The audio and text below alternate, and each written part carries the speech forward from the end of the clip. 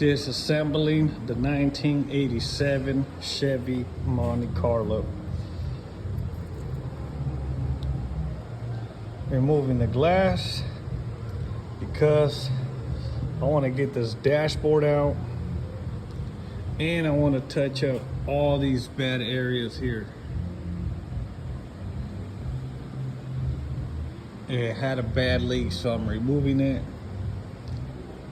I already tore down the whole doors, back windows,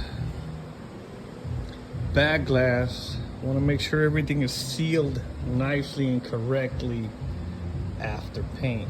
So I do glass here, so that's what I'm doing.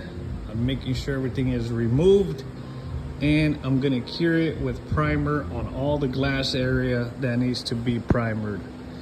We already took off all the key cylinders, door handles, emblems. I took this off and I put it back on just so we can get to that back glass. Gonna put all nice new little weather stripping, all that good stuff. Got all the chrome pieces and moldings tearing down already. I'm saving everything, labeling everything, saving all the pieces that could be saved. I'm getting all the new moldings from OPG. So this puppy can look good once it's done.